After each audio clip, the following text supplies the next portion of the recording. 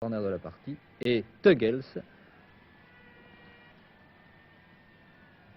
Van Imst qui rate un premier tir, il reprend tout de même le ballon. Un tir très appuyé tout de même, qui passe à quelques centimètres des buts 4 au cours de ce match très important comptant pour le championnat d'Europe des Nations. Les Français qui vont jouer avec beaucoup de sang-froid au début de la rencontre. Et Jean-Marc Guillot qui a ici une très belle occasion d'ouvrir la marque. À la 4e minute de jeu, il se présente pratiquement seul.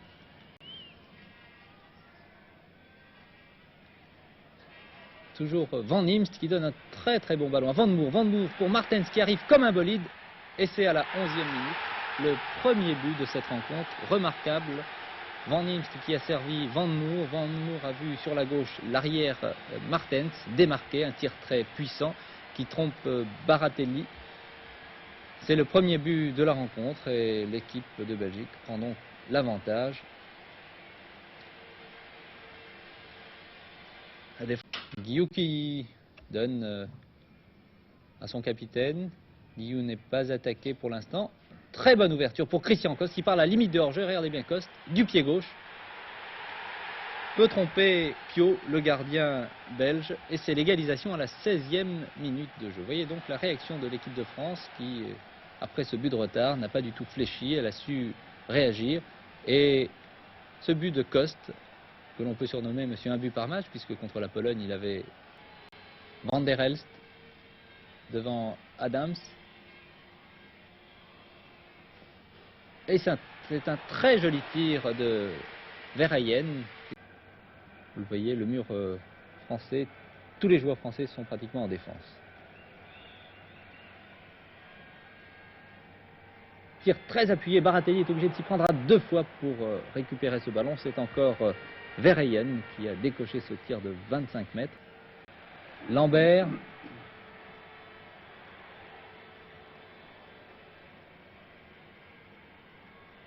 Tir de Teugels. L'ailier gauche de l'équipe de Belgique. Qui déplaise, vous l'avez vu, aux arbitres, en tout cas aux spectateurs, aux supporters belges. Tout de suite après, c'est la faute sur Teugels, faute de Jodard et Trésor. L'arbitre n'a pas hésité une seconde, il indique immédiatement le point de pénalty. Les Français ont un petit peu protesté contre cette décision, mais il semble tout de même que cette faute et que ce pénalty soit justifié. Malgré les protestations de Lacombe, de Hugues, de Bracci, d'Adams, alors que Baratelli essaie déjà de se concentrer pour le pénalty que va tirer. C'est finalement Teugels qui se décide. Habituellement, Teugels tire les pénaltys en force. Il possède une très bonne frappe de balle, l'ailier gauche de cette équipe de Belgique, qui opère au Racing White de Molenbeek. Et là, il a voulu placer son ballon.